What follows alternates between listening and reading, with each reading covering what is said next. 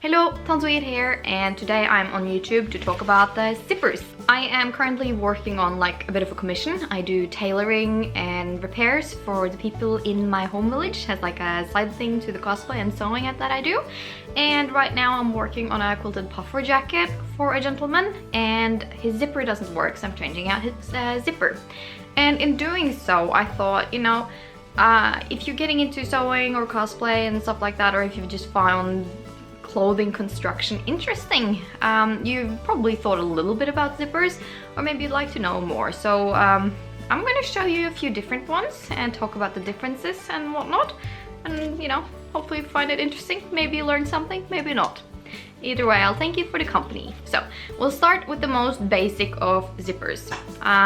This is just a very basic plain zipper. This is a 60 centimeter one. You can see here I bought it from Selfmade here in Norway, and it's a white one, so it can be a little bit hard to show you. But basically when you buy a zipper, it's very typical that it comes with like one of these little tags that it's hanging on. You can see here it's got a little bit of a metal stopper here, and that one works by clamping through teeth to the back here. And up the front you can tell, same kind of system here, a bit of a metal stopper that is clamped through, and these extra bits here. Stoppers are clearly to stop the zipper from going anywhere, and these are for like ease when you sew things in, because if it ended right where you have the bits, that could be a little bit awkward in terms of attaching it. So this is just for you to trim and sort as you see fit yourself. But anyway, super plain basic zipper. I'm not going to talk too much about a function of a zipper. I'm just interested in showing you the different ones you can get a hold of. This here is another example of a zipper, just a plain normal zipper. But this one here, you can see that the teeth here, they're gold.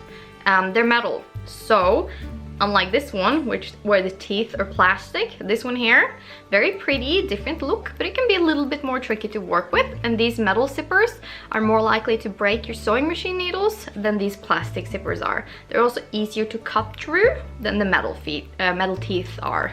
This is really quite old, by the way. This zipper here is more like 50 years old. It's from so my family runs a grocery store, and this location has been a grocery store within my family for over 100 years at this point, and it's kind of cool. So yeah, this is like old stock from there, and it just proves that things were made to last back in the day, because this is just as good as if it would have been bought today, if not better. Then we're going to talk about what we call splittable zippers, or jacket zippers. It depends on where you're from. In Norwegian we call it delbar glidelås, and that is just like, you know, this is slightly bigger, just so you can see that slightly easier, slightly bigger. But this one here, when you pull it all the way down, you see it splits, it separates.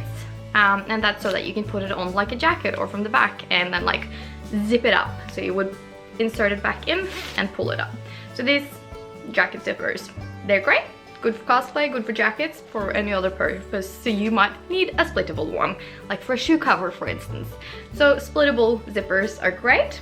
This one's also cool because you can see the teeth are much bigger. The ends are more reinforced on these splittable ones than they are on normal zippers. This here is another example of a splittable zipper, but this one is the one I'm working with now, or will be anyway. This one's extremely long because it's for a men's puffer jacket, but this one's cool because it's got two of these little thingies, like a little bit hard to see through my dark hair, but it's got two of these handles. So you can zip it from either direction, and this is kind of neat. So like you can zip it up like this, but it's like, but those jackets, gonna be a little hard, zip it from this way. So it like opens in the middle or like closes in the middle. So this is kind of neat too, like that there are zippers that do this kind of thing. And the last zipper I'm going to talk to you about for today is what we call an invisible zipper. This is also referred to as a dress zipper in many cases and places. This one's green. And what is so different about this one, hang on, I'm gonna stand up so you can see. What is so different and interesting about this zipper is that this is made with the closure thingy pulley thing on the front and the teeth on the back. And this is meant to be sewn in so that as little as possible of the zipper will show on the back of a dress.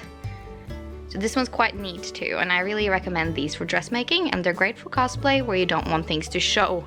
Anyway, that's the most specific zippers I know of, and the zippers that I think is the most important to talk about when it comes to zippers. And you know, I'm sure there are plenty others there that I haven't covered, or maybe that you prefer to use. But anyway, this is what I had in my stash, and I wanted to mention it because I know I have a lot of beginners that watch me and want to learn about the differences. Majority of these can all be gotten in like sewing supply stores or like online shopping. It's just about using the right terminology for these things. But yeah, great sewing. Have fun trying to install your zipper. Zippers are never fun sewing in, but when you get there, it's usually worth it in the end. That's it for now. Thanks for listening to me ramble.